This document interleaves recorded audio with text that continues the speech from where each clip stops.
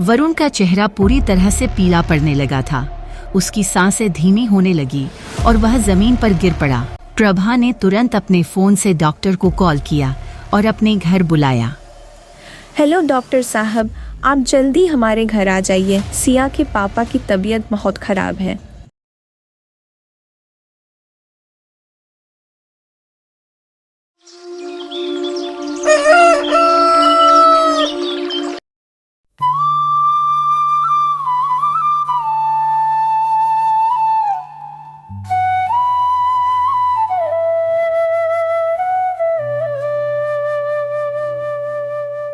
छोटा सा एक गांव सुंदर नगर, जहां भिन्न भिन्न प्रकार के लोग रहते हैं। यहाँ आपस में प्यार है, तकरार है, लेकिन मिलजुल कर रहना बरकरार है। बोली ऐसे जैसे गुड़ के पकौड़े। गांव का माहौल शांत और सुंदर था कि जो भी यहाँ आए यहीं का हो जाए। इसी गांव में सुमित्रा नाम की एक महिला रहती थी। सुमित्रा का स्वभाव कठोर और बहुत ही बुरा था। वो हमेशा किसी न किसी से झगड़ा करती रहती। अरे नमूनो, देख के नहीं चल सकते क्या? आंखें हैं या बटन? गांव के सारे लोग उसके इस बर्ताव से परेशान रहते थे। भाई महे, सुमित्रा की झगड़ा करने की आदत कब जाएगी? ये तो भगवान ही जाने भाई। इसने तो पूरे गांव की शांति भंग कर रखी है। कभी कभी समझ नहीं आता ये ऐसी है।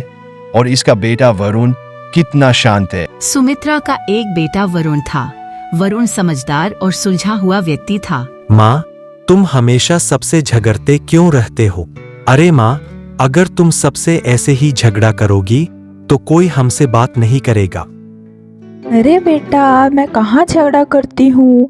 मैं तो कितनी शांत और समझदार हूँ। इस पूरे मोहल्ले में मेरे जैसा शांत और समझदार महिला कोई नहीं है। किसी से भी पूछ लो।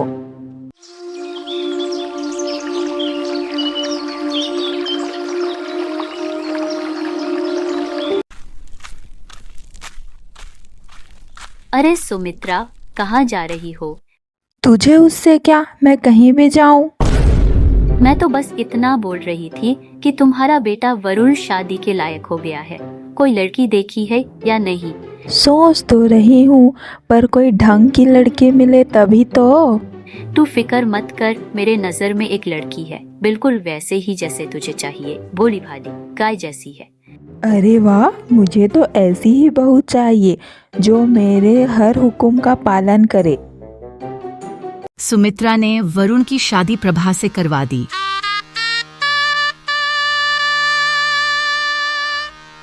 प्रभा ज्यादा पढ़ी लिखी नहीं थी, पर वह बहुत शांत और समझदार लड़की थी। प्रभा, तुमको अगर किसी भी चीज की जरूरत हो तो मुझे बताना। जी, मेरे लिए तो अब आप ही सब कुछ है, मुझे कुछ नहीं चाहिए। ठीक है माँ, मैं काम में जा रहा।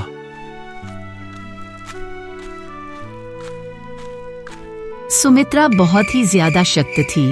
वो हर छोटे छोटे बात में प्रभा को भला बुरा कहती थी। प्रभा उसके ऐसे बर्ताव से बहुत परेशान रहती थी, लेकिन वह कभी कुछ नहीं कहती थी। प्रभा एक सच्ची राम भक्त थी। उसको यह विश्वास था कि एक दिन सब ठीक होगा। ए बहू, मैं मंदिर जा रही हूँ। मेरे आने से पहले झाड़ू पोछा बर्तन सब काम हो जाना चाहिए। जी माँ जी, सब हो जाएगा। प्रभा घर का सारा काम, झाड़ू पोछा बर्तन सब करती और उसके बाद खाना भी बनाती थी। प्रभा खाना लेकर सुमित्रा के पास जाती है। ये लीजिए माँ जी, आज आपकी मनपसंद सब्जी है।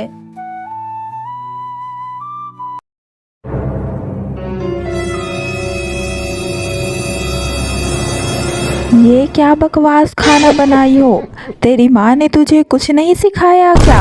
माफ करना माँ जी, मैं भी दूसरा खाना बना के लाती हूँ। रहने दे, तेरे हाथ के खाने से अच्छा मैं जहर खा लूं।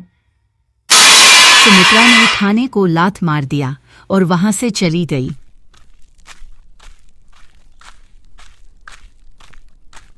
मैंने माँ जी का क्या बिगाड़ा है? वो क्यों ऐसा करती है मेरे साथ? वरुण और प्रभा की एक प्यारी सी बेटी थी जिसका नाम उन्होंने सिया रखा था। मम्मी पापा, मैं अपने दोस्तों के साथ खेलने जा रही हूँ। पर सुमित्रा को बेटा चाहिए था, इसलिए वो ज्यादा खुश नहीं थी। माँ जी, कभी हमारी बच्ची को प्यार करेगी भी या नहीं, ये सोच सोच के मुझे बहुत चिंता होती है। प्रभा, तुम चिंता मत करो, सब ठीक हो जाएगा।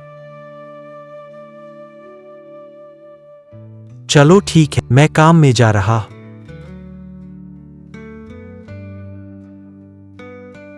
ए बहू, जी माँ जी।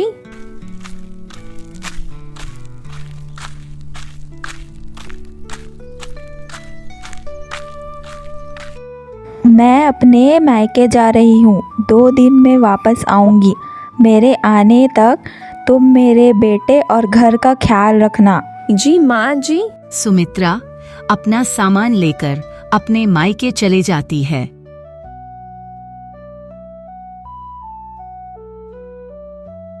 अरे प्रभा, माँ कहाँ है? कहीं दिखाई नहीं दे रही है। माँ जी तो अपने मायके चले गई। अच्छा चलो ठीक है। और कहाँ है मेरी प्यारी बेटी सिया? वो तो खाना खा के कब का सो गई। आप हाथ मुंह धो लीजिए, मैं खाना लगाती हूँ। राधा, मुझे मेरी तबीयत कुछ ठीक नहीं लग रही है। वरुण का चेहरा पूरी तरह से पीला पड़ने लगा था। उसकी सांसें धीमी होने लगी और वह जमीन पर गिर पड़ा। क्या हुआ आपको? प्रभा ने तुरंत अपने फोन से डॉक्टर को कॉल किया और अपने घर बुलाया। हेलो डॉक्टर साहब, आप जल्दी हमारे घर आ जाइए। सिया के पापा की तबीयत बहुत खराब है।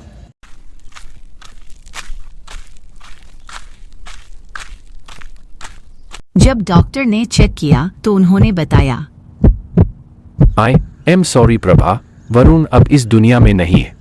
वरुण का देहांत हो गया। ये सुनकर प्रभा को बहुत बड़ा झटका लगा और वो फुट फुट कर रोने लगी। सुमित्रा को जैसे ही यह बात पता चली, वह तुरंत अपने घर वापस आई।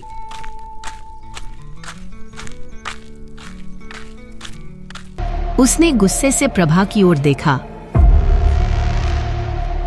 कल मुही जिस दिन से मेरे घर में आई है, हमारा घर बर्बाद हो गया है। तेरे कारण मेरे बेटे की जान चली गई है। निकल मेरे घर से। माँ जी, मैं और मेरी बेटी इस घर को छोड़कर कहाँ जाएंगे? हमारा आपके सिवा कोई और नहीं है। निकल मेरे घर से। उसने प्रभा और उसकी छोटी सी बच्ची सिया को घर से बाहर निकाल दिया।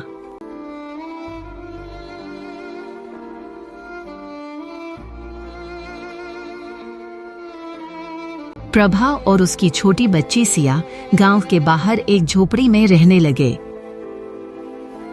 सिया बेटी, आज से हमें यहीं रहना है। अब यही हमारा घर है। प्रभा सुबह से काम में निकल जाती। वह दिन भर खेतों में मेहनत करती और 2-4 पैसे कमाकर शाम को अपने घर वापस आती। अचानक एक दिन सुमित्रा का तबीयत खराब हो जाता है।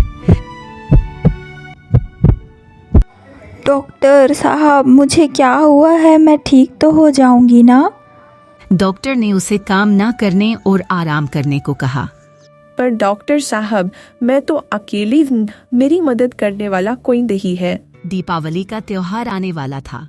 पूरे गांव के लोग नए नए कपड़े, पटाखे, मिठाइयाँ खरीद रहे थे, पर प्रभा के पास इतने पैसे नहीं थे कि वह अपनी बेटी को नए कपड़े और पटाखे दिला पाए। वो बहुत ही ज्यादा दुखी थी। सुबह उठते ही जब उसने दरवाजा खोला तो देखा, अरे ये क्या है और कौन इसे यहाँ छोड़ कर गया है? उसने बॉक्स को खोला तो उसमें पटाखे और नए कपड़े थे। अरे यहाँ तो पटाखे और नए कपड़े हैं। प्रभा बहुत खुश हुई। तभी उसने भगवान का धन्यवाद किया। उसने आसपास देखा तो एक छोटा सा बालक मुस्कुराता हुआ उसके सामने आया और कहा, प्रभा देवी, कैसी हो? ये सारे उपहार तुम्हारे लिए ही है। राम जी अपने किसी भी भक्त को मुसीबत में अकेले नहीं छोड़ते। वो बालक इतना सुंदर था कि प्रभा को राम लल्ला के अनुभव हुआ। प्रभा ने जैसे ही उसे प्रणाम करना चाहा, वो वहां से गायब हो गया। वो समझ गई कि स्वयं बालक के रूप में राम जी आए थे। नए कपड़े देखकर उसकी बेटी बहुत खुश हुई। सुमित्रा की तबीयत और भी ज्यादा खराब होने लगी। सुमित्रा के खराब रवैये के कारण कोई उसकी सेवा नहीं करता। यह बात जब प्रभा को पता चली, दोनों ने घर जाकर सुमित्रा को देखा और उसकी ऐसी हालत देखकर उस पर तरस आ गया।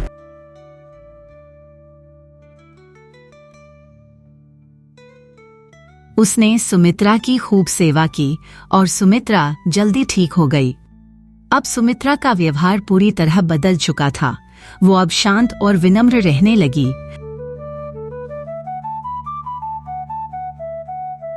अब तीनों अपने घर में हंसी खुशी रहने लगे। मुझे माफ कर दो बहू, मैंने तुमको कितना भला बुरा कहा, तुम पर कितना अत्याचार किए, पर तुमने सब कुछ भुलाकर मेरी जान बचाई। मैं तुम्हारा एहसान कभी नहीं चुका पाऊंगी। नहीं नहीं माँ जी, आप माफी मत मांगो, ये तो मेरा फर्ज था। अब मैं आपकी बेटी हूँ, बहू नहीं।